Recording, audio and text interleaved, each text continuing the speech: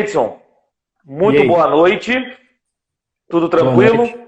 Tudo tranquilo? Eu tô tomando isso aqui, mas é água, viu, gente? É água, tá? Ah, é segunda-feira, né? Não é Segundou, possível. segundou. Ó, deixa eu aproveitar para dar um salve pro Gui Bax, piloto da Stock Series, que eu tive a oportunidade de bater um papo, tá aí na nossa live. Salve, Gui. Tá fazendo um trabalho aí de rookie muito satisfatório na Stock Series e tá acompanhando a live com a gente aí. Vamos fazer o seguinte, nós vamos falar tudo o que aconteceu aí ontem nesse GP da Hungria. Primeiramente, nós vamos deixar o Egleides, a nossa convidada, se apresentar, falar da página dela, do projeto dela, porque aqui, cada GP a gente tem um convidado e página independente a gente sempre curte muito, porque a gente sabe o quanto que é difícil manter um projeto independente. Então fique à vontade, se apresente para a gente aí. Bom, eu sou Laura, então, eu sou jornalista. Eu comecei a acompanhar a Fórmula 1, eu lembro de criança, de assistir, mas não de entender, né? Acompanhei o Felipe Massa, sempre amei a Ferrari por causa disso.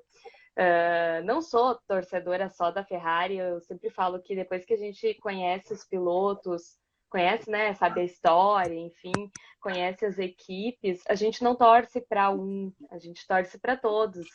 Até a Hungria, eu sempre lembro do Ocon no ano passado, e eu acho que foi a corrida que eu mais fiquei feliz, assim, por ganhar alguém que, que tá ali lutando, fazendo seu trabalho, né? Eu sempre falo do seu trabalho em silêncio, porque ele não ganha tantos holofotes e ano passado foi lá e venceu uma corrida. Mas enfim, voltando à, à minha apresentação, eu voltei a acompanhar a Fórmula 1 assim mesmo em 2019, se eu não me engano. Acompanhava, assistia, não assistia, né? Era aquela coisa mais tanto faz, né? Mas em 2019, então eu voltei, 2019 para 20, eu voltei a acompanhar mesmo, né, e me interessar cada vez mais pela categoria. Tanto que na pandemia eu acho que era o único esporte que realmente estava acontecendo, né, durante a pandemia ali, o início. Uh, Em 2019, eu também conheci a Drive to Survive, a série, né? Então eu me interessei ainda mais pelos bastidores da Fórmula 1. E foi ali, 2020, eu comecei a pensar, por que não, né, criar conteúdo? Eu tinha mais aptidão com o texto, né? Já que eu era jornalista, trabalhava em jornal, era repórter, tinha interesse em criar conteúdo e eu pensei, vou criar um blog, né? Alguma coisa assim. Em 2021 eu acabei. Em 2020 não deu tempo, eu estava terminando a faculdade, enfim. Em 2021 eu pensei, não, vou criar um blog, vou colocar meu projeto em prática, vou acompanhar todas as corridas, enfim. E daí acabou que eu fui adiando, troquei de emprego, e daí eu comecei com a criação de conteúdo, e daí eu pensei, bom, blog as pessoas não leem mais tanto, né? E vi que ali estava em alta os vídeos, principalmente os vídeos curtos, né? E eu pensei, por que não começar com vídeo, né? Eu tinha um pouco de receio de câmera, né? Eu não costumava aparecer. Não costumava aparecer, e daí eu pensei, bom, fui adiando, adiando, e daí não, eu preciso colocar em prática, eu gosto mesmo desse esporte, eu preciso falar sobre isso. E foi aí que eu comecei a perceber que muitas coisas eu tinha dúvida, né? Daí eu pensei, por que que não criar um Descomplica, né? Descomplicar essa parte de, tipo, termos que são falados durante a corrida, o que que é tal coisa, mais técnica, enfim. E daí, em agosto, eu comprei um tripé, porque eu dava desculpa, não vou conseguir filmar se eu não tiver um tripé. E daí eu fui empurrando, empurrando, empurrando. E em setembro eu disse, não, eu tenho tripé, tenho os equipamentos, vou começar a criar conteúdo. Não tem por que mais eu adiar, né? Então, em setembro, se eu não me engano, foi no GP de Sochi, na Rússia. Depois dessa corrida, então, eu comecei com o resumo, resumo da corrida, e toda segunda-feira, então, eu coloquei no meu calendário ali de conteúdo, toda segunda-feira eu crio um vídeo, então, para descomplicar algum termo, alguma situação. Toda terça ou quarta pré-corrida eu posto, então, um vídeo sobre a pista, o resumo e então esse descomplica. São mais ou menos 3 vídeos que eu posto durante a semana ali, Race Week, enfim. E daí o de segunda-feira é fixo, agora nas férias vai continuar tendo, já teve nas férias de verão, nas férias de inverno para eles, férias de verão aqui, início de temporada, então já teve o Descomplica Sempre. E eu tento fazer tudo em vídeo curto e depois, quando junta ali umas 3 ou 4 partes, eu faço um vídeo mais longo e coloco ele no YouTube. No YouTube, que semana passada a Bateu um página cara? chegou a. É isso aí, chegou a 1K, menos de um ano, jamais esperava isso, né? E eu acho que é consistência, né? Então eu comecei e desde então eu tô criando conteúdo, eu tô adorando, mas essas séries sempre vêm bem, né? Para quem cria conteúdo, as séries são ótimas. Com certeza. E eu, tanto eu quanto a Gleice, a gente recomenda muito a página aí, Descomplica F1 da Laura, e que vem fazendo um trabalho bacana aí sobre esse conteúdo da Fórmula 1 de uma maneira mais justamente descomplicada mesmo. Não, e o E bacana, te interrompendo, mas o bacana da Laura é que eu não sigo muita gente, né? Então, eu vendo alguns perfis, aí apareceu o perfil dela lá falando sobre o lado sujo e o lado limpo da pista. Ah, velho, eu vou assistir o vídeo. E o vídeo legal, ela passando muita informação, porque assim, é, a- nem todos os perfis, principalmente femininos, né, não entendo mal o que eu vou falar, não falam uma linguagem mais técnica. Tem muitas, assim, são perfis diferentes. Algumas focam muito mais nessa parte mais midiática, e a Laura fala basicamente do assunto que eu gosto. Então, é o que me interessa. Então, foi bacana, o conteúdo dela é bem daquilo que eu gosto. Então, achei interessante, e aí fui seguindo, fui acompanhando no YouTube também, e o conteúdo dela é muito bom. Essa do lado show. sujo e lado limpo, até para complementar, foi o vídeo mais acessado no YouTube. Acho que teve 14 mil, 15 mil mais ou menos acessos, visualizações, né? E essa parte sempre me confundia, tá? O que que é o lado limpo, o que que é o lado sujo, e daí essas dúvidas vão surgindo para mim do conteúdo que eu vou consumindo, que eu vou vendo. E eu não sei de tudo, vou pesquisando, né? Com certeza eu vou pesquisando e daí eu vou elaborando os vídeos, enfim, e vou passando o que pode ser dúvida de outras pessoas também, né? Excelente.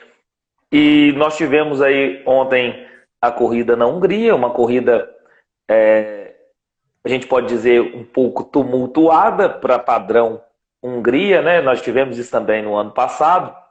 E a gente começa da seguinte forma: o que você achou da corrida e a sua nota para a corrida de hoje? A gente sempre começa com o convidado, né? Então, Laura, quais são as suas considerações da corrida de ontem e a sua nota para a corrida?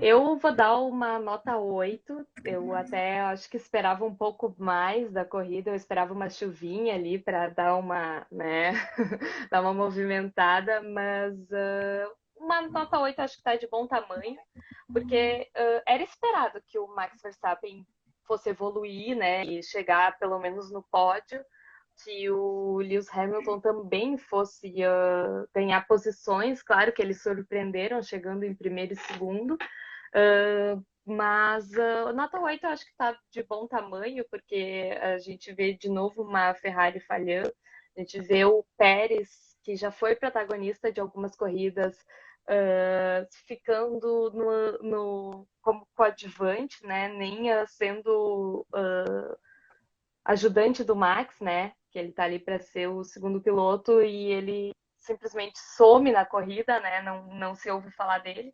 Então, por esse motivo, né, que ficou bem o pelotão bem da frente, o pelotão bem de trás, ficou bem dividido. Eu acho que uma nota 8 tá bom. Boa. O Egleidson, o que você achou da corrida de ontem e a sua nota? Vou falar igual você, vou seguir a relato. Vou dar nota 8 também. O GP da Hungria foi uma corrida boa. Não costumamos ter corridas muito boas, né? Ano passado teve aquela por causa do strike do Bottas e do Lance Stroll. E agora teve uma corrida bastante movimentada. A gente vai falar aí dos pontos positivos e negativos, né? Vamos falar bastante coisa. Mas a corrida nota 8 é uma pista extremamente difícil de ultrapassar. Eu esperava uma corrida muito burocrática, porque eu acordei cedo para assistir a corrida da Fórmula 2, coisa que eu não faço, né? Eu vejo só os compactos depois. E foi muito difícil. Os carros da Fórmula 2 são mais fáceis de se ultrapassar por serem menores. E foi uma corrida bem trenzinho. E eu esperava que a Fórmula 1 fosse bem parecido. E é bom quando a gente queima a língua. Nós temos uma expectativa e a corrida foi bem diferente do que eu imaginava. Então a nota 8 está de bom tamanho para o GP da Hungria. Eu vou ser um pouco mais reservado, eu vou ser um pouco mais conservador, eu vou dar nota 7. Eu gostei do GP, mas eu já vi corridas melhores. E a Hungria, ela geralmente ela tem a mesma configuração aerodinâmica de Mônaco, é uma pista travada, uma pista de difícil ultrapassagem, e nós tivemos muitas ultrapassagens. Então foi uma corrida até interessante. Mas também não foi uma corrida assim a super corrida, na minha opinião. Por exemplo, ano passado nós tivemos um charme muito maior com o strike do Bottas, largada de um carro só, a vitória do Ocon.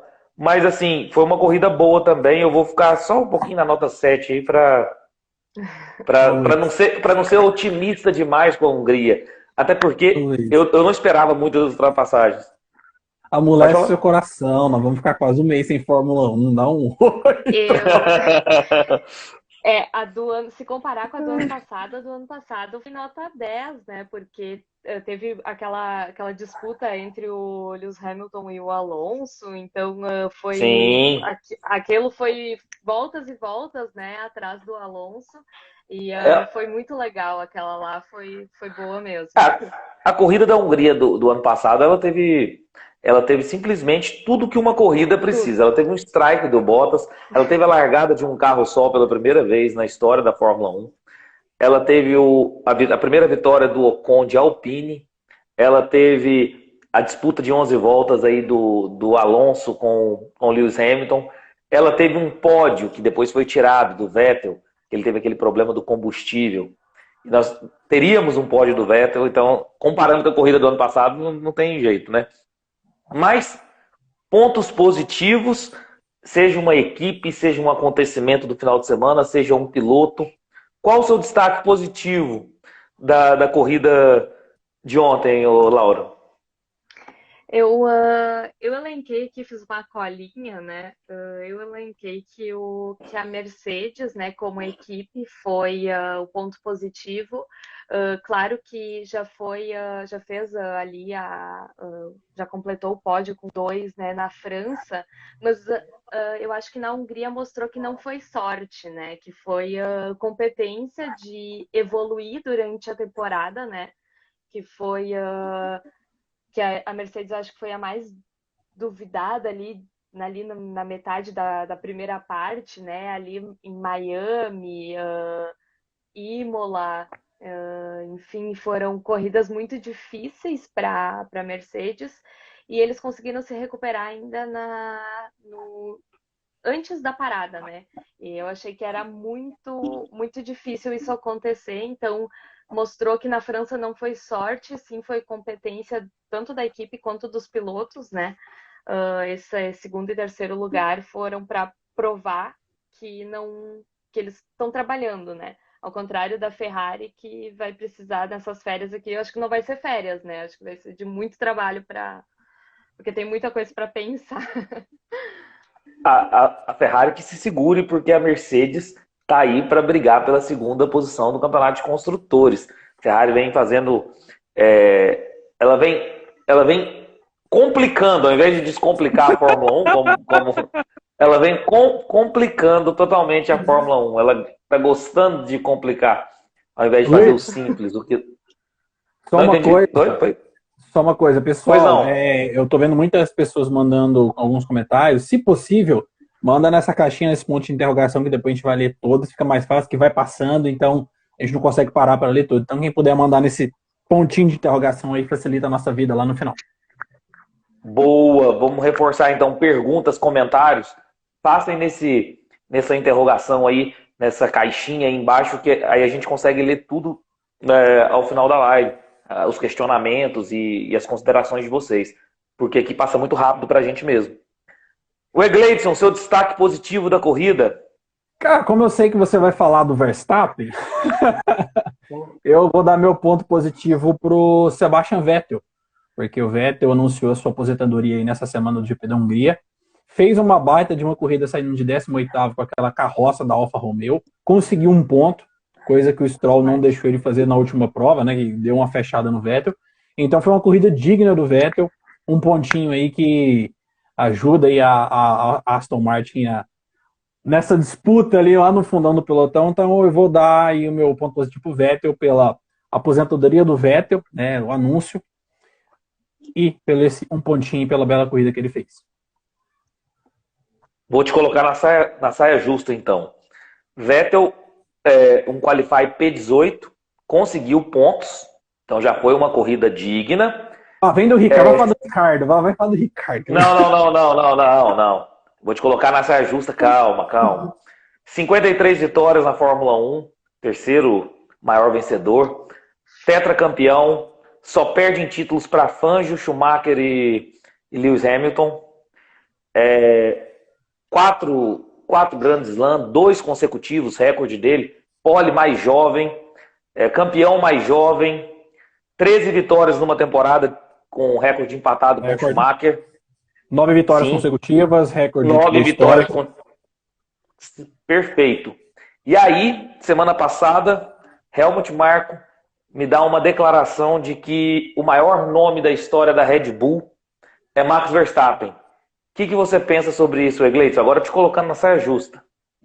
Sinceramente, ainda não, né? Acho que o Marko, eu acho que ele fala isso muito mais para colocar o Verstappen num patamar, porque o Verstappen tá dentro da casa hoje. Então, tudo que ele puder falar do Verstappen vai colocar. Mas, sinceramente, o Vettel, para o padrão Red Bull, ele ainda está acima do Max Verstappen, simplesmente por ter conseguido 4 títulos consecutivos. A questão é que o Verstappen, com mais 10 vitórias, ele alcança o Vettel em vitórias totais da Red Bull. Ele é o piloto já com mais corridas na história da Red Bull. Então, assim, em alguns anos ele vai se tornar o maior piloto da história da Red Bull em números gerais. Mas o que o Vettel fez na Red Bull, acho que nenhum outro piloto vai conseguir fazer. Talvez nem o Verstappen. Eu vou até completar, porque com a idade do Verstappen, se eu não estou muito enganada, o Vettel já tinha 2 e se encaminhando para o terceiro, né? Sim. Então, eu acho que o Vettel, eu sou suspeita para falar, porque eu estou muito triste que ele vai se aposentar. Eu sou muito fã do Vettel, tanto dentro quanto fora da pista, né? Ele é uma pessoa incrível. Então, eu concordo que o Verstappen, para chegar no patamar do Vettel, ele precisa remar muito ainda. Eu também sigo nessa linha. Eu só penso que eu acho que talvez essa declaração do Helmut Marko e também quem comungue desse entendimento pensa só na questão de pilotagem. E talvez em pilotagem pura, em talento natural, eu até acho o Max Verstappen superior ao Sebastian Vettel.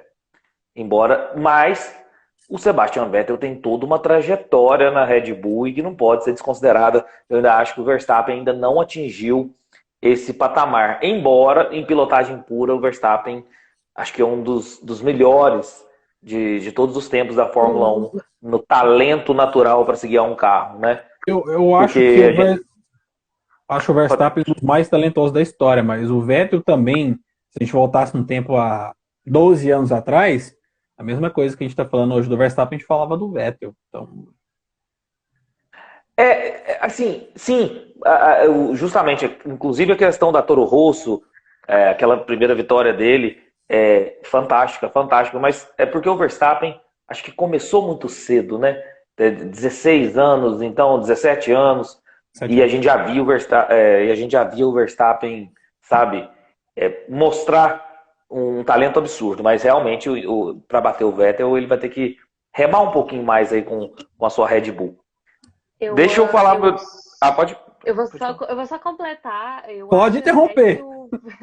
Eu acho até que o Verstappen demorou um pouco para realmente se firmar, sabe? Até ano passado ele ainda era questionado por cometer alguns erros bobos, perder corrida como o Leclerc está perdendo agora, né?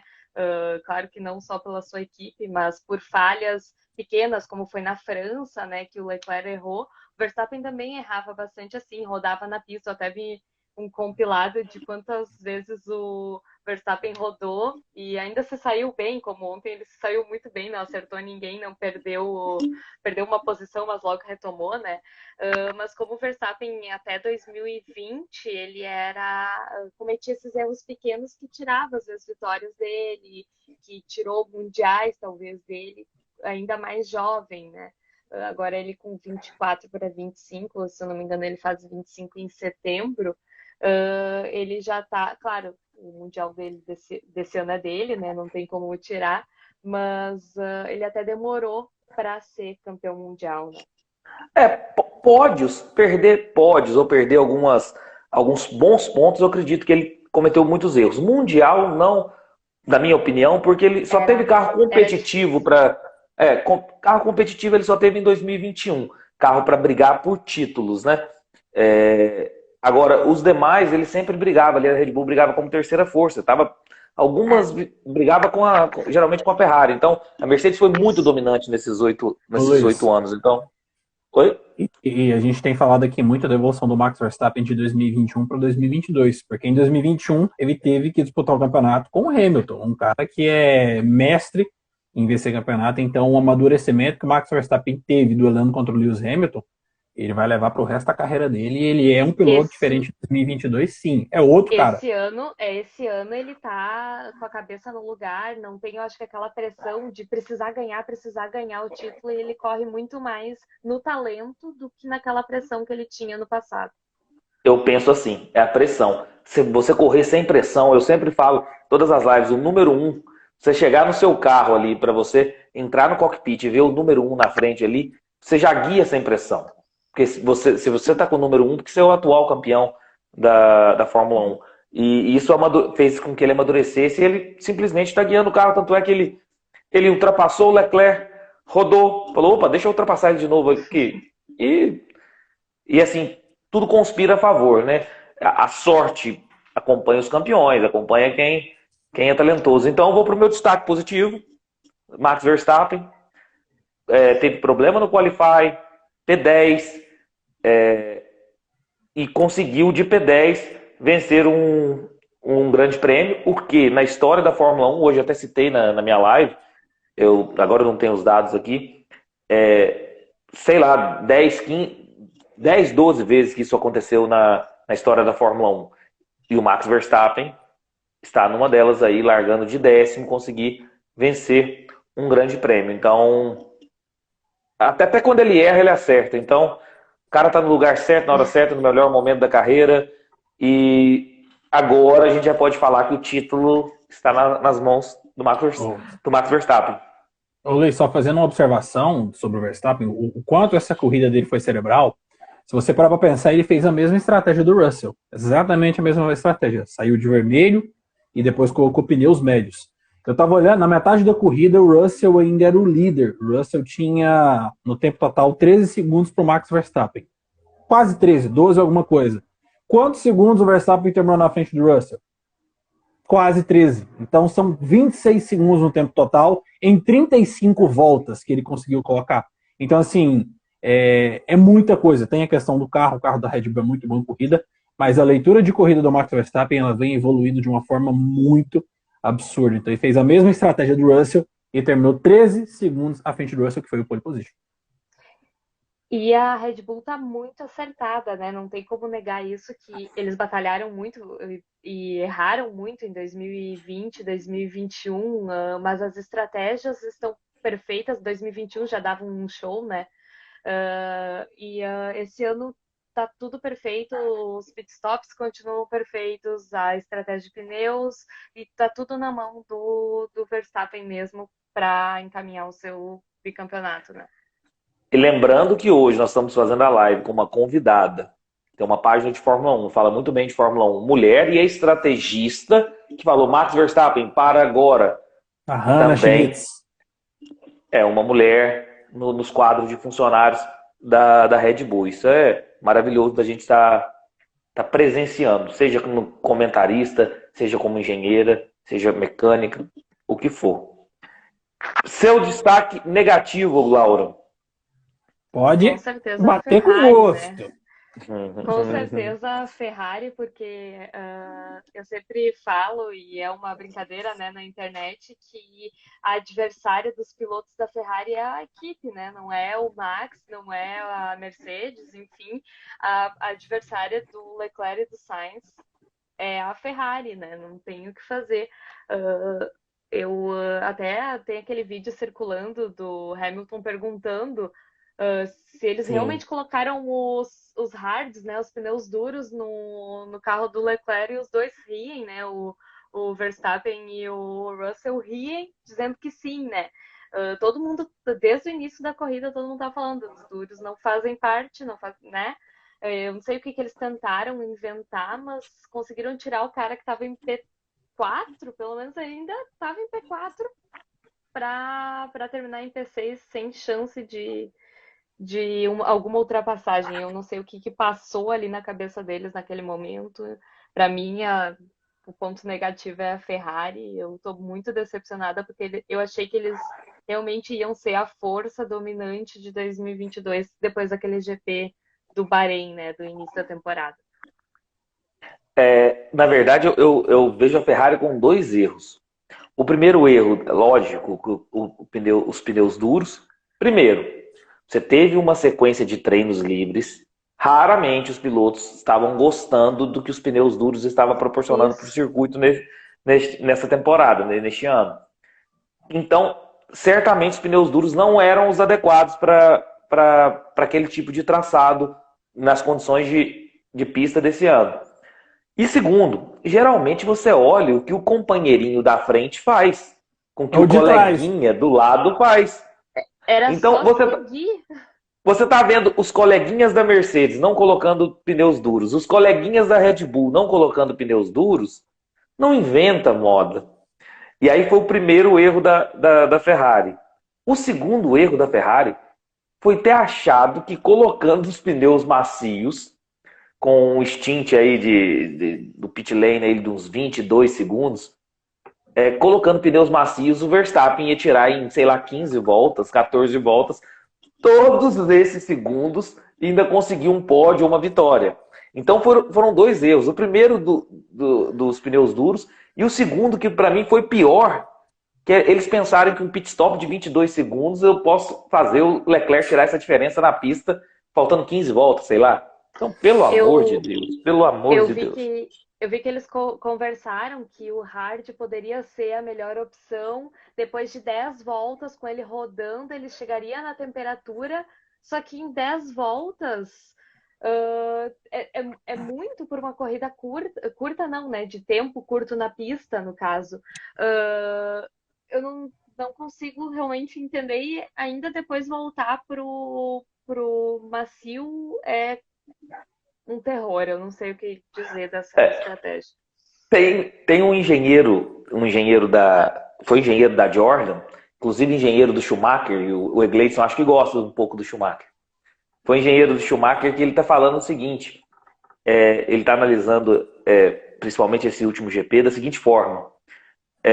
Ultimamente está se valendo muito das máquinas, e não que isso seja ruim, eu digo dos computadores, dos dados, e pouco do feeling, do sentimento que você está na pista. Então, o que ele falou? O pessoal estava olhando os dados de chuva nos computadores e não tinha tempo de colocar a mão para fora para ver se realmente estava chovendo. Então, a crítica dele sobre esse GP foi o tanto que as pessoas estão simplesmente nas máquinas, nos computadores, esquecendo esse feeling. Então ele falou, o pessoal fica na frente do computador olhando se vai chover, mas não tem a disposição de sair ali, colocar a mão para fora e ver se está pingando, tá me entendendo?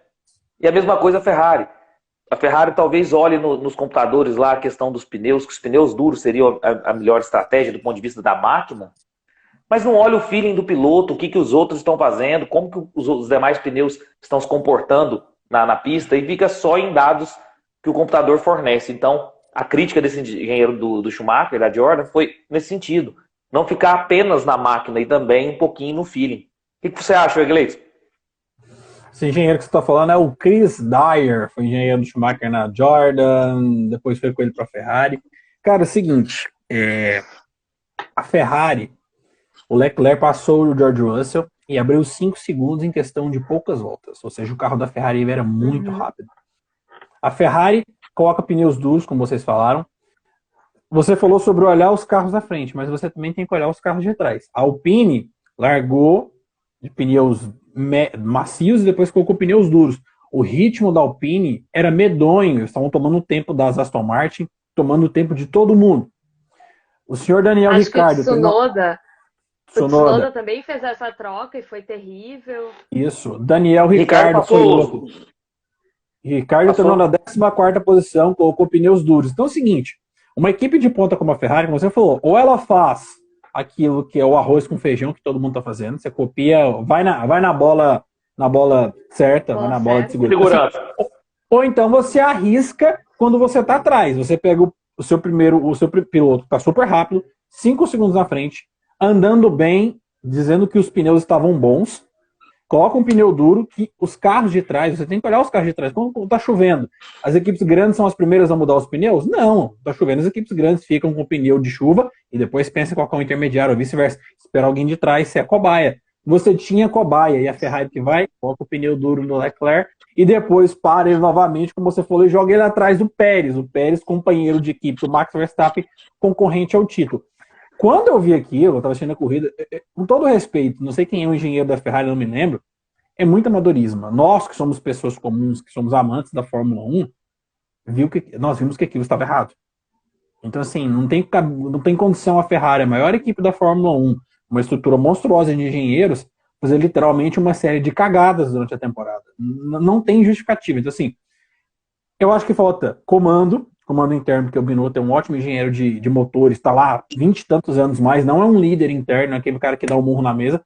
E também, Luiz, falta uma coisa, falta piloto de pulso, porque o Leclerc deu entrevista falando que estava com os pneus bons, queria manter os pneus médios, e o que ele fez? Ele aceitou as ordens da Ferrari, calado, não questionou. Se você pega um cara como o Hamilton, como o Verstappen, ele vira e fala, eu não vou parar agora, me deixa na pista, deixa eu continuar andando. Então acho que falta isso ainda, esse negócio pro Leclerc ainda de um pouco de malvadeza. Eu acho ele muito bonzinho ainda. Eu acho que falta vontade de vencer no Binotto, e eu acho que aquela imagem de uns 2 ou 3 GPs atrás, que o Binotto tá assim no Leclerc, eu acho que é uma coisa que mostra que tá tudo na mão do Binotto, e os pilotos, por não ter primeiro e segundo, não ter aquela divisão, eles estão ali, tipo, salve-se quem puder, sabe? Chega na frente quem conseguir. Então, tipo, eu acho que isso deixa a equipe perdida, sem um líder, né? E daí os pilotos estão ali. O Sainz, por exemplo, também teria um carro para vencer ontem. Não teve a estratégia errada, mas também não apareceu. Também não se mostrou. O Hamilton ultrapassou ele facilmente, né? Então, chega a parecer que eles estão tão desanimados que não estão mais com vontade de vencer. Essa é a visão que eu percebo ali, que eles estão tão abatidos que não tem mais aquela coisa de dar um soco na mesa, o Toto ano passado. A gana. Muito, né? Quebrou fone de ouvido. A gente não vê isso no Binotto. O Max, líder, sempre querendo ser mais rápido ano passado, esse ano também, sempre querendo mais, e a gente não percebe isso nos pilotos e nem na Ferrari, né? Boa. O Egleidson, seu destaque negativo, já que a Ferrari foi o destaque negativo da nossa convidada.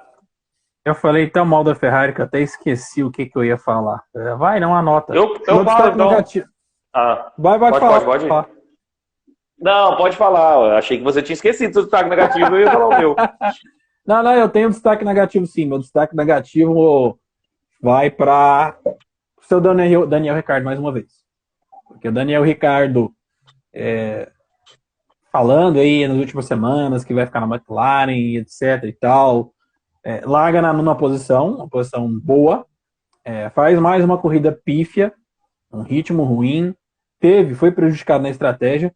Mas enquanto isso, o Norris terminou na sétima posição. E o Ricardo À frente das Alpines. À frente das Alpines.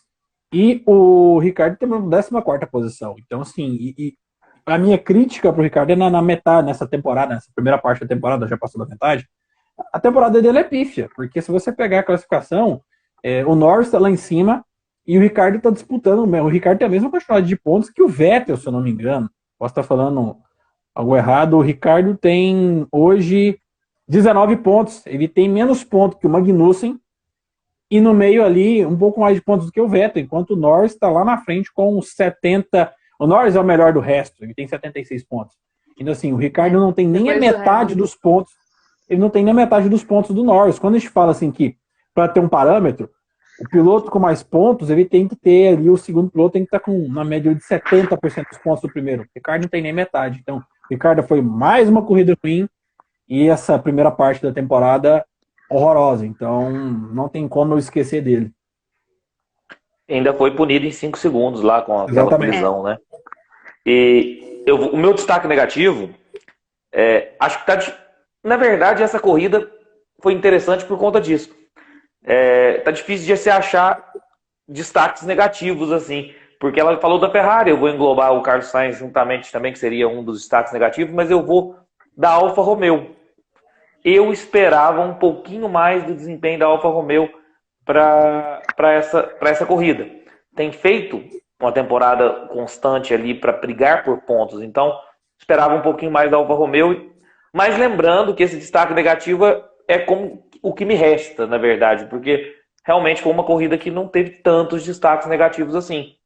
Essa daqui também foi mal, viu? A AlphaTauri também foi. Não, não, para. A AlphaTauri tá mal a temporada inteira, cara. É a mesma coisa. Falar que a AlphaTauri tá mal e é destaque negativo é a mesma coisa que falar que o Latifi é o senhor consistência. Consistência P19, P20, P19, P20. Foi a mesma coisa de falar. Foi P1 no tempo. O que foi aquilo, hein? O que foi aquilo? Eu recebi uma montagem que era metade do rosto do Senna e do Latifi. Postei, né, pra dar uma zoada. Meu Deus. o que eu recebi de mensagem é o Senna vai puxar seu pé à noite.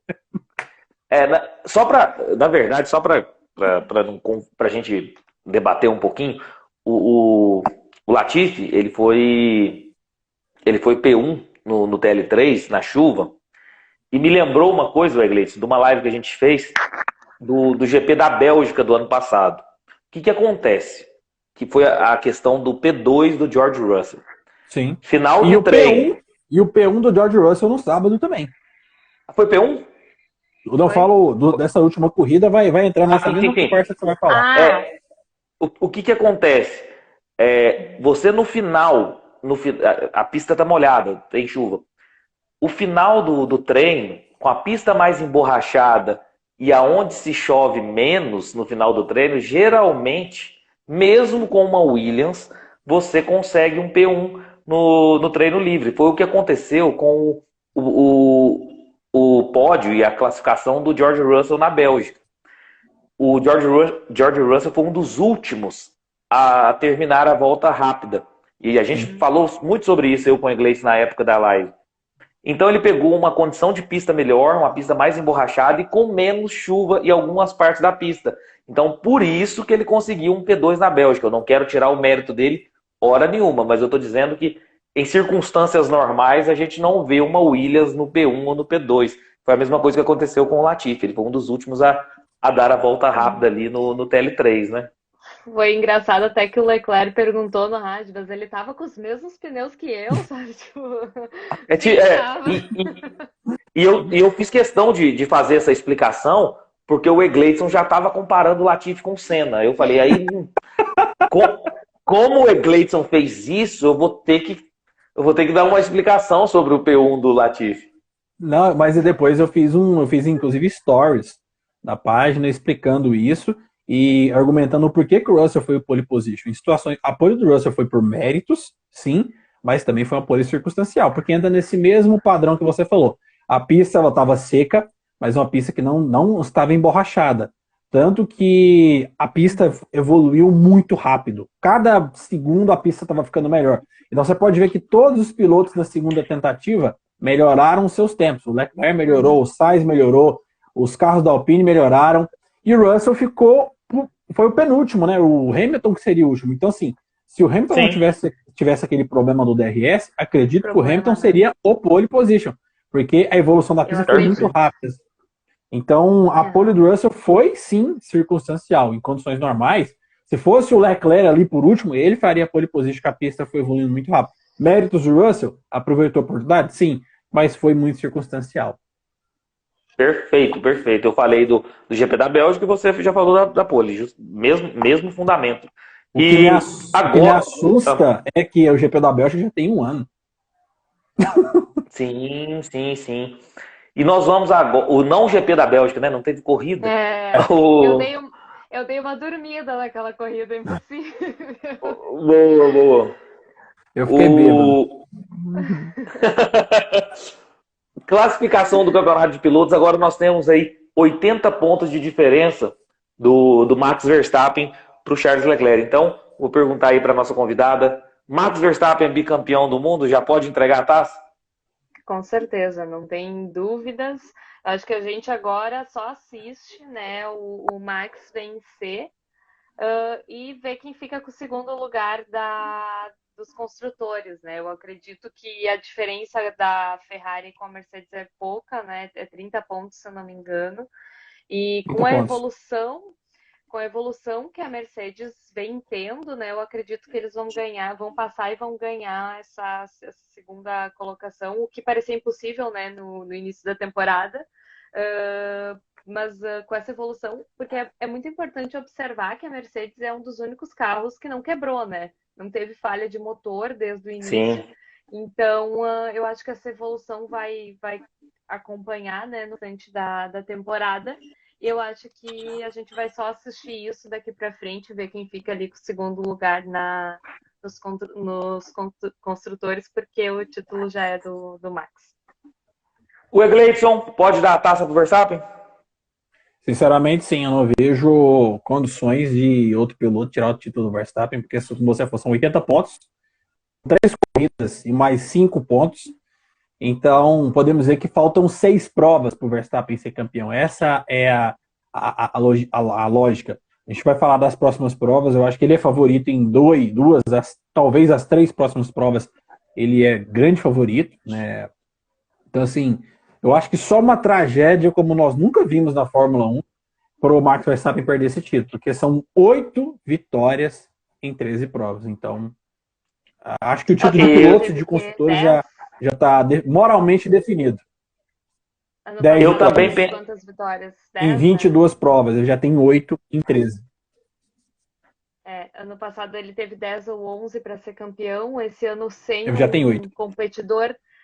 Sem um competidor direto, né? Ele vai ganhar fácil logo.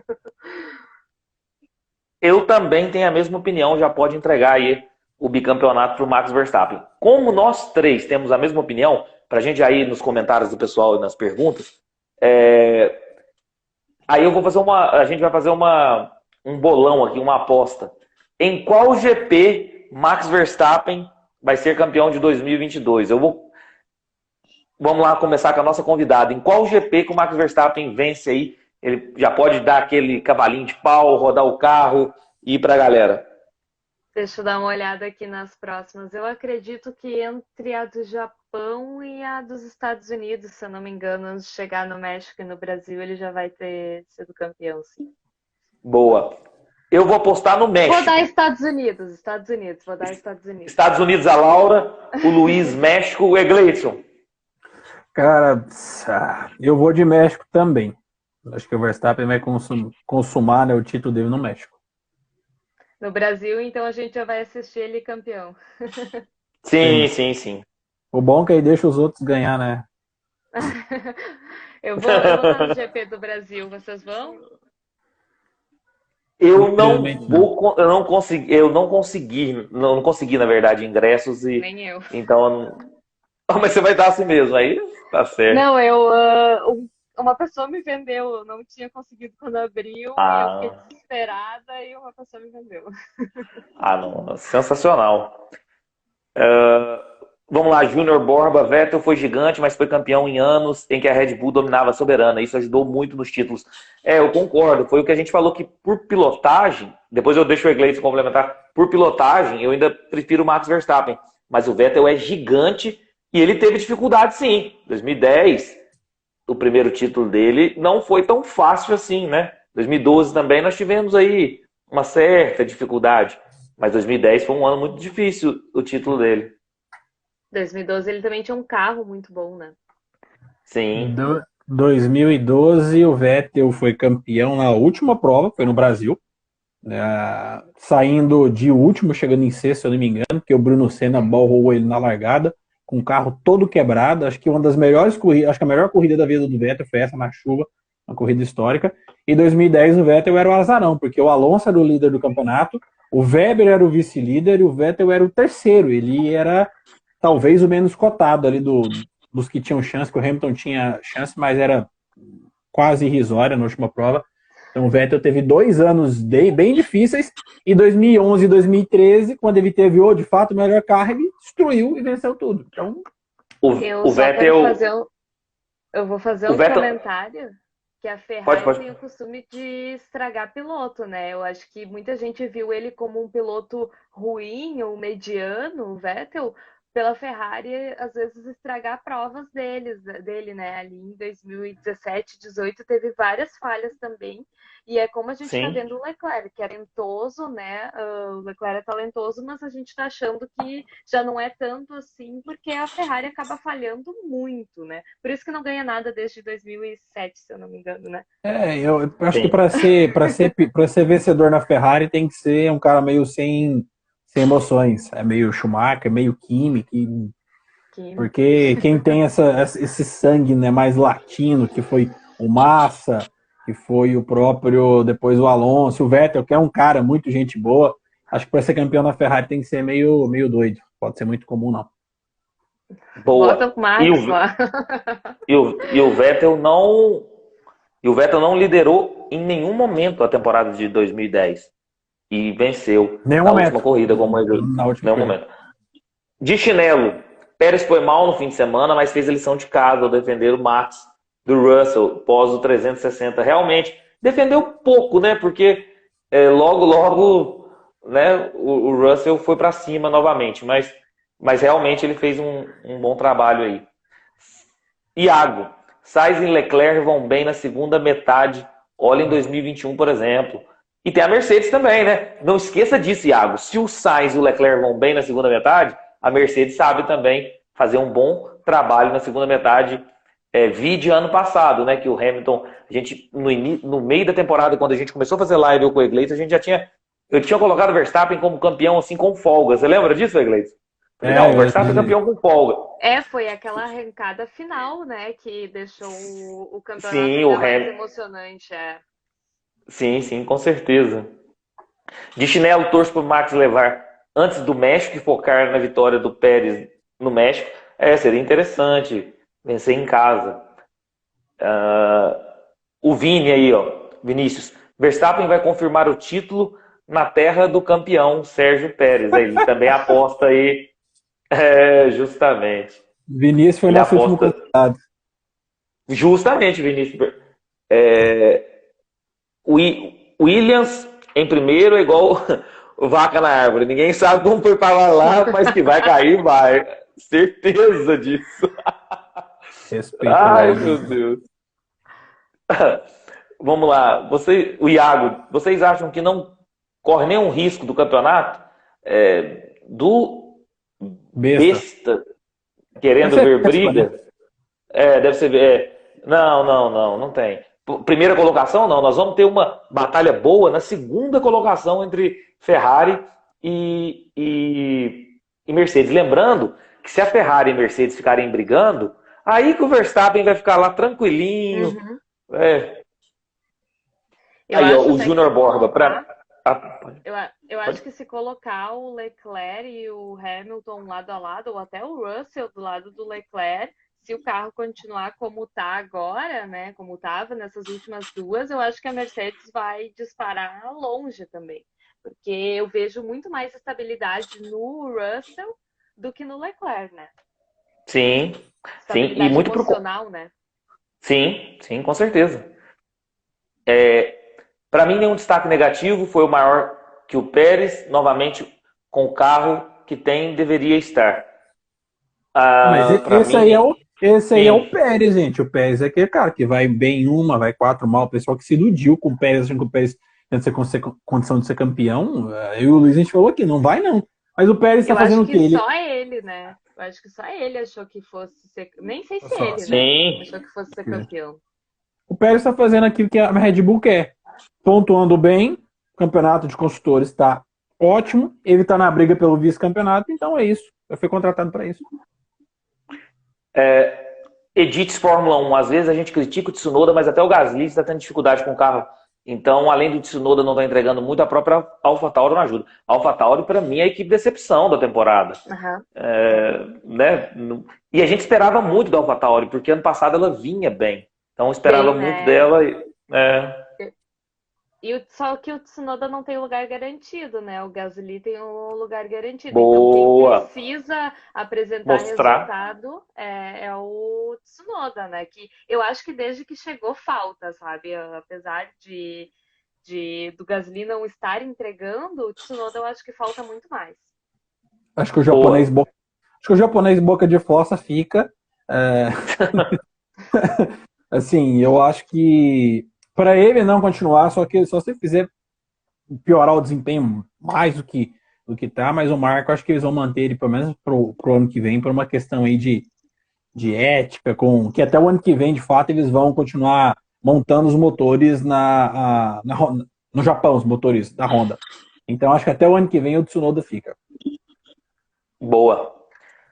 De chinelo, para vocês, qual o melhor GP do Verstappen? Brasil 2016, Áustria 2019, Hungria 2022.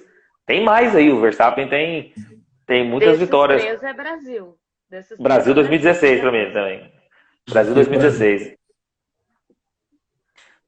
Gabi, acompanho o Max desde a F3, de lá já virei fã, super orgulhoso e emocionado. O Max Verstappen sempre foi fantástico mesmo. Falam do álbum na AlphaTauri ano que vem. Chegou a ouvir alguma especulação? Eu confesso que eu não vi ainda, não li nada sobre isso. Vocês viram? Não, não li não, mas Sinceramente, pode falar. podia ser uma tendência, né? Já que ele correu na Red Bull, mas ser rebaixado para AlphaTauri, não sei, eu não cheguei a ouvir, mas talvez fosse uma tendência, né? Eu confesso que eu não vi nada. É que essa vaga na Williams agora ela tá meio que indefinida, que provavelmente o Latifi não vai ficar, mas se for proposta no piloto da para substituir o Latifi, eu acho que o nome mais indicado é um piloto da Fórmula 2, que é o terceiro colocado, que é o Logan Sargent, um norte-americano, tá indo bem na Fórmula 2, Fórmula 1 norte-americana, os donos da Williams são norte-americanos. Então, Nick eu De acho Vries Tem que também meter o entra De nessa aí. Vries, né? De eu Nick Vries. acho, De Vries, tá, pra mim também. sinceramente, Da equipe Mercedes. eu acho que não. Acho que, na minha opinião, porque o De Vries já tá com 27 anos, vai fazer 27 Eu anos. também tenho E essa idade, né? E a Williams está pensando seriamente em mudar o fornecedor de motores, passar de motor Mercedes para motor Renault. Então, acho que o De Vries, um palpite, eu acho que a taca da certo seria colocar o Logan Sargent da F2.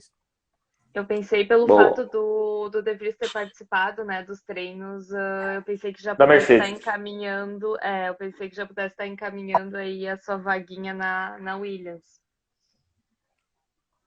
Eleutério, acho, Léo, ou Léo, fica mais fácil Léo. Tem chances do Verstappen bater o Hamilton em números? Na minha opinião, sim. E vocês? Sim. Títulos. Eu é questão de contas, eu acho, né? Ele vai correr até 2028 e, pelo que eu vi as declarações, ele pretende se aposentar. Se ele conseguir esse ano e ano que vem, sim. Agora, se não conseguir ano que vem, eu acho que a tendência é outros pilotos aparecerem, tipo o Russell, né? que muito se espera, o Leclerc, então tem o Norris, se o carro da McLaren evoluir, então acho que a nova geração vem muito forte e não vai ter essa dominância toda como foi a do Hamilton nesses últimos anos. Eu falo sim, porque eu achava que ninguém conseguiria bater os recordes do Schumacher. Eu sempre quando assisti Fórmula 1, eu nunca imaginava, achava que os números do Schumacher eram inalcançáveis, até existir Lewis Hamilton. Então, se eu pensei dessa forma para o Schumacher, eu não penso mais para o Hamilton, não. E mas ele não colocou pode em títulos, né? Títulos, não, mas eu acho que não. não, mas tudo bem, nem títulos. Você imagina, porque talvez você chegou a acompanhar a Fórmula 1 mais cedo, depois deu uma parada. Ninguém imaginava que o Hamilton iria empatar com o Schumacher. Nunca. Era impensável falar, alguém vai alcançar os números de títulos do Schumacher. E por isso que eu não duvido do Verstappen. Ele falou que vai até 2028, mas se ele quiser ir até 2030, 2032, vai saber.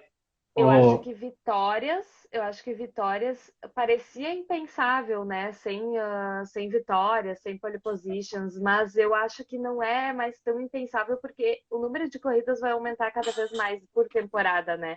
Então eu acho que isso vai facilitar o número de vitórias, de poles, né, para os pilotos.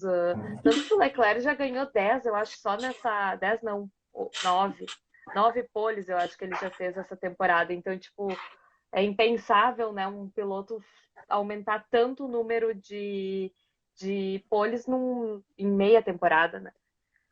Sim. Ô Luiz, eu acho que o Verstappen tem tudo para bater os números macros, que são, acho que, vitórias. Títulos, eu não sei se ele vai conseguir chegar aos 7 títulos, porque é um fator muito complexo, porque tem que ter uma dominância larga e sobrando, como o Hamilton. Carro. Isso, o Hamilton teve igual o Del Valle falava, a tempestade perfeita, né? Um piloto fora de série, num carro extremamente fora de série, com equipe competente. Então, sim, não sei se a Red Bull vai conseguir fazer isso para o Verstappen. Já está no segundo ano. Mas o número total de vitórias, eu acho que ele deve conseguir bater se ele ficar na Fórmula 1 até mais ou menos ali essa idade que o Hamilton tá. Porque o Hamilton na McLaren, o Hamilton saiu da McLaren aos 29 anos, 2012. O Hamilton tinha 23 vitórias aos 29 anos. O Verstappen vai fazer 20 mundial, né? Com o título mundial. O Verstappen vai para os 25 anos com 28 vitórias. Então, assim... Por isso, eu não duvido de mais nada. Não duvido de mais nada. Eu acho que esses números macros, como vocês falaram, 25 corridas, o Verstappen ganha uma média de, sei lá, de 10 por ano, esse ano ele já ganhou 8. Eu acho que o número de vitórias do Hamilton ele deve bater. Mas de títulos eu já acho que é bem complexo. E até os recordes do Hamilton são, tipo, impensáveis. Ele tem, acho que, 190 pódios, tipo, sabe? É assustador, né? Mas eu acho que com o número de GPs, cada pouco a gente vê pilotos completando 200 GPs, 150 GPs. Eu acho que por esse número de corridas é muito fácil bater. Não, o Stroll tá fácil. O Stroll tá próximo de 200 GPs. É isso aí. Matheus, Piastri no lugar do Alonso? Sim. Sim, com certeza. Leclerc pensou que esse ano era o ano, mas ele esqueceu que tá na Ferrari. Boa. Sem comentários. Boa. Vocês acham que o Enzo Fittipaldi tem talento se for parar na Fórmula 1? Vocês acham que algum dia ele vai parar lá? Cara, hoje em dia tá muito difícil ter um piloto brasileiro no grid da Fórmula 1. Não depende só de talento, né? Sinceramente, eu acho que o Enzo tem muito mais possibilidades de chegar na Fórmula 1 do que o Drogovic. Eu vou explicar por quê.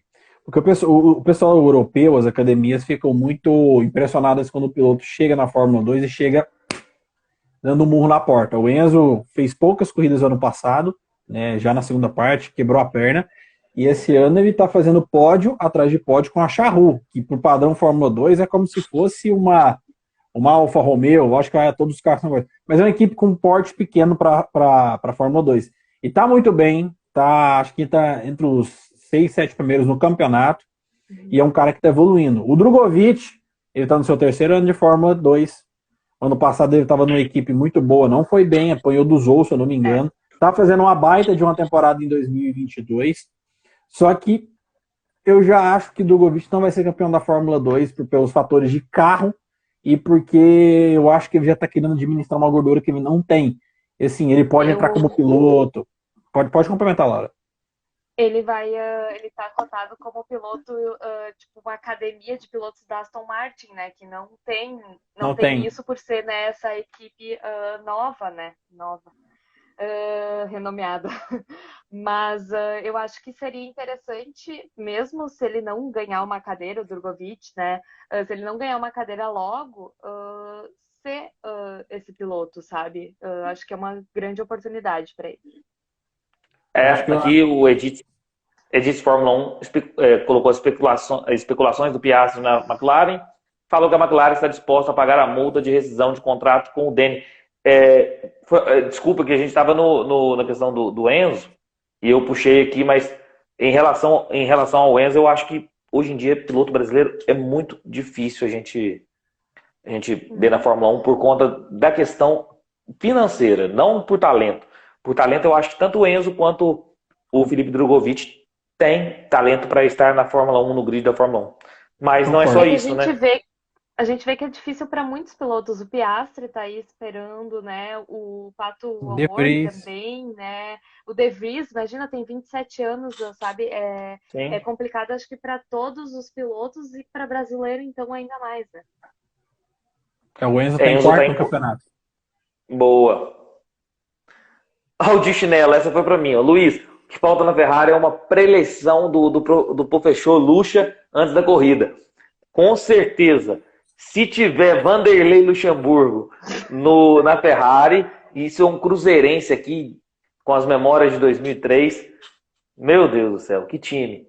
Realmente, se o Vanderlei for para a Ferrari com certeza leva aí e ganha o campeonato. O que vocês acham do Alonso na Aston Martin? Acertou ou deveria ficar na Alpine? Acertou, porque o Alonso vai fazer a temporada de 2023 na Aston Martin e se aposentar na Fórmula 1. Então, quem gosta de ver o Fernando Alonso, assistam 2023, porque 2024 ele não vai estar mais no grid. Ô Luiz, não, ele assinou 2 anos com a Aston Martin. Multi-anos. Ele vai desanimar antes, calma, gente. Ele vai sair antes. Sabe por que ele não vai desanimar? Porque ele vai ganhar 15 milhões de libras por ano. O Alonso... Desculpa, ele vai ficar mais 2 anos.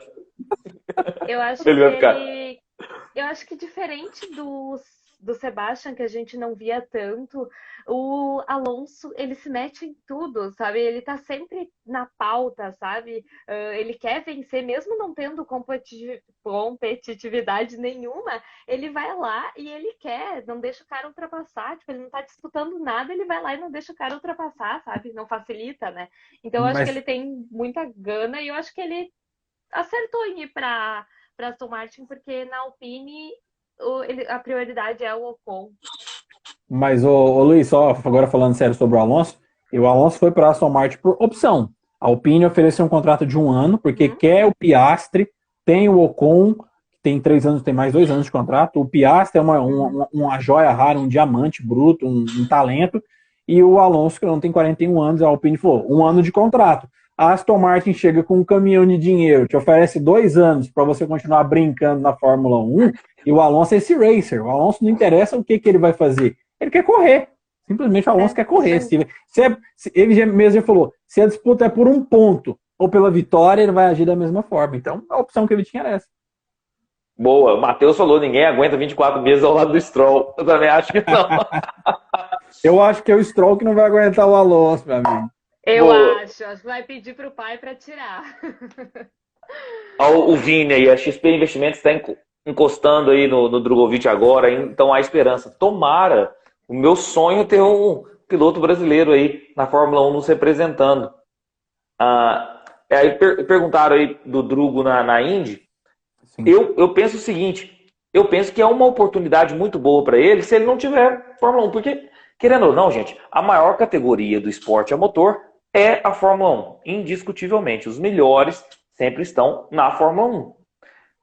Então, sim. Fala aí do Latifi. Ah, não, tô brincando. Não, o que que acontece? O que que acontece?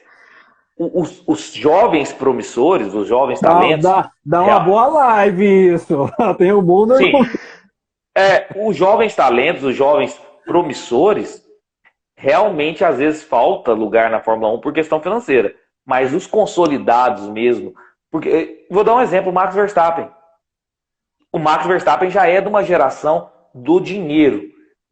Deram um jeito de colocar o cara para correr na Fórmula 1. Porque o cara na verdade, excepcional. Então, o Drogovic, ele é um baita piloto, tem condições de estar no grid da Fórmula 1, mas se ele não arrumar uma vaguinha, vai para a Indy mesmo, é lógico. Né? Exatamente para o Drogovic não ficar igual o Pietro. O Pietro teve chance de disputar de forma integral a Fórmula 1 de 2020, ser companheiro do Aninho Castroneves na Meyer Shank, e tá lá tomando o banco da Haas eternamente e perdendo chance de competir, de fazer o que um piloto faz, que é correr. E a Indy é uma categoria bacana. Porque acaba sendo esquecido, né? Sim. Querendo ou não, ele vai, né, vai se apagando e ninguém vai lembrar dele, mesmo que for para entrar na Fórmula 1, né?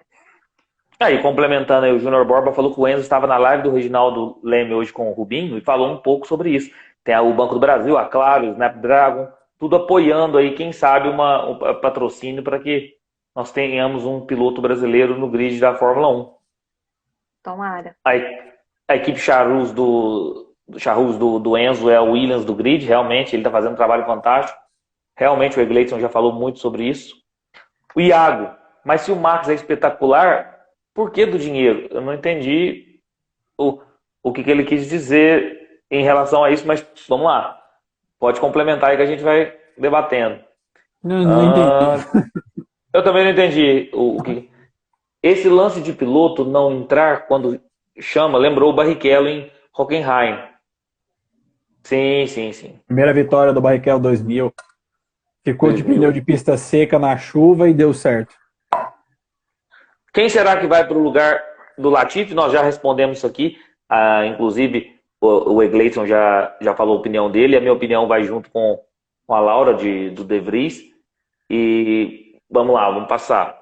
A Ferrari não ter primeiro piloto definido também prejudica bastante a equipe. No início eu acho que prejudicou muito, né, o Egleison? A gente até comentou isso nas lives. Sei lá, os 6 primeiros GPs. Agora eu acho que já está muito bem definido. Eles já estão acostumados a errar. Eles estão complicando a Fórmula 1, como eu disse. O Júnior, me cobre no final do ano. A Mercedes vai incomodar mais a Red Bull nessa segunda metade do que a Ferrari.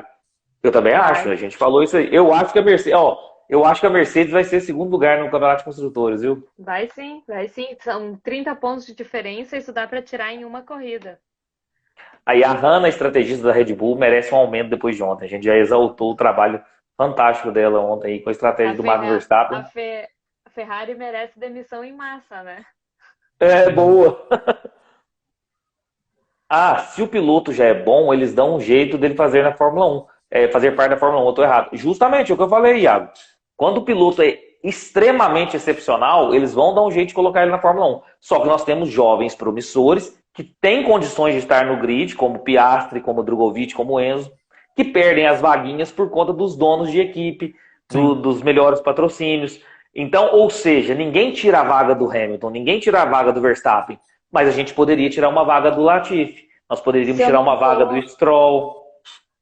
Se eu não estou muito enganada, o Joe no ano passado foi segundo ou terceiro, não foi campeão da Fórmula 2, né? Foi terceiro. Ele entrou, é talentoso, mas ele entrou porque ele tinha uma verba de 35 milhões, se eu não me engano, né? Então, por que eles vão dar lugar para o Enzo, por exemplo, que talvez não tenha essa bagagem de dinheiro, né? E mesmo, ele pode ser o melhor piloto do grid da F2. Eles não vão dar o lugar se tu não tiver dinheiro para entrar. É justamente isso. Deixa eu olhar um negócio aqui, Luiz. Olha o de chinelo. Vai dormir de chinelo. Tá me perguntando quem cai primeiro, Binotto ou Goiás?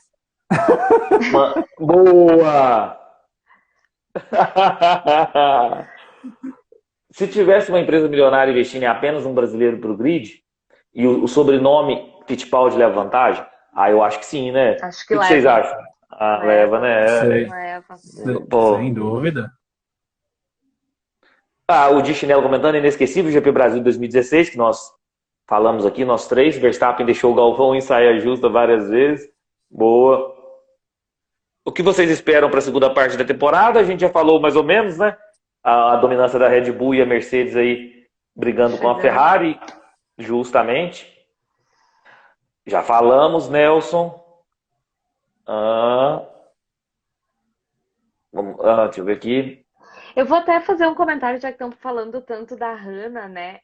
Eu tenho 2 vídeos nas 2 últimas semanas que causaram muita discussão, principalmente no YouTube, que são as mulheres na Fórmula 1, né? Se é um esporte só masculino. Não, o regulamento diz que pode ter mulheres. E o quanto de comentário que eu recebi, e eu levo para mim por eu ser mulher também, de que mulher não teria condições, enfim, claro, a gente sabe que a força G é muita, o desgaste é muito. Hamilton, por exemplo, no GP da França, disse que perdeu mais de 3 quilos.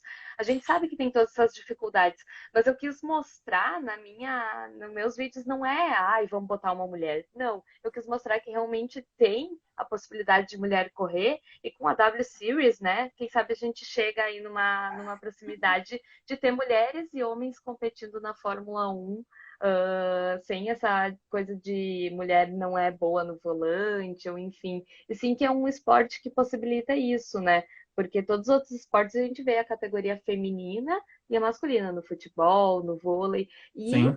por a Fórmula 1 permitir isso, seria tão legal, né, ver mais mulheres. A gente vê a Suzy, né, pelo paddock ali, a gente viu a Clary, né, na Williams por bastante tempo, mas seria muito legal a gente rever uma mulher, quem sabe disputando aí no grid, sendo piloto de testes, né, enfim, eu acho que seria bem legal reacender essa fala, que já teve 5 mulheres que disputaram realmente, né? Ainda quando o carro era manual, então era muito mais difícil, mas...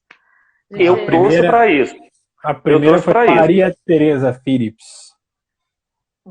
E a última foi a italiana, né? Eu não lembro agora o nome dela. Mas a única que pontuou foi a Lela, também eu acho que italiana. Eu fiz um vídeo sobre isso, mas eu já meio que esqueci o que eu tinha falado. Eu torço para isso, porque eu também prezo por igualdade, obviamente, mas eu acho difícil. E eu acho difícil, todos os argumentos que eu acho difícil, você já traçou muito bem, Laura, principalmente do aspecto físico.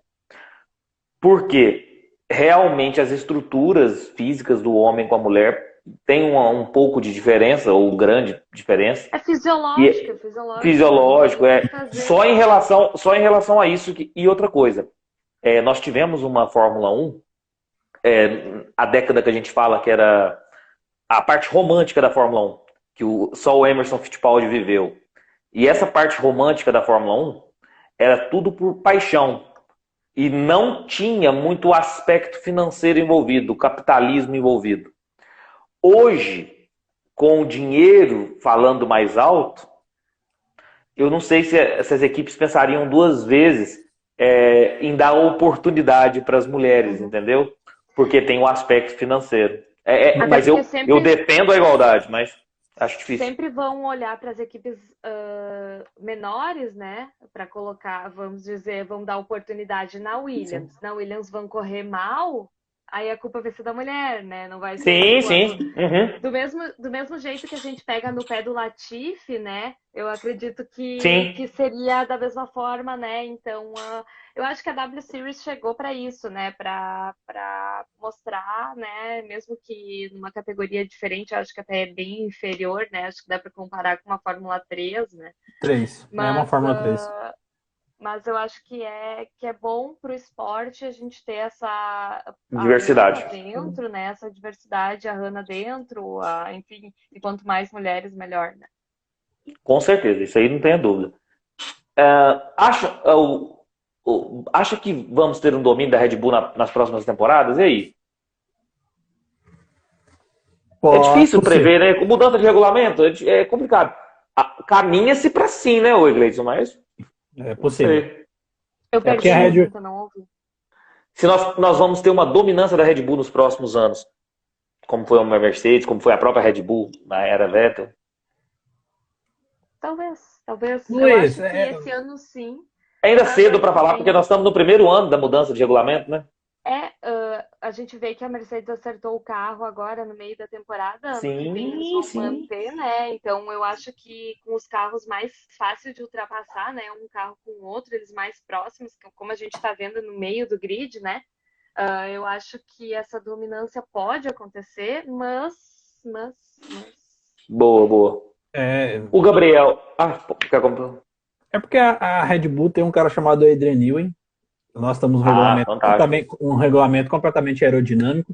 E hoje eu li que a Red Bull já está praticamente acertada para renovar com o Adrian Newey mais 2 anos. Então, Sim, sim. enquanto esse cara estiver na Red Bull no regulamento aerodinâmico, que a potência de motores não faz tanta diferença, Red Bull vai ser favorito. Boa. Ah, o Gabriel, o Russell disputará o título ano que vem?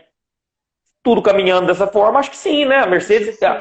Acho que o campeonato está se moldando para ano que vem ser a batalha de Red Bull e Mercedes novamente. Acho que a Acho Ferrari que já sim. começou a ser. Já começou a sair pela tangente, assim dizendo. Então pode ser que sim, eu acredito que sim.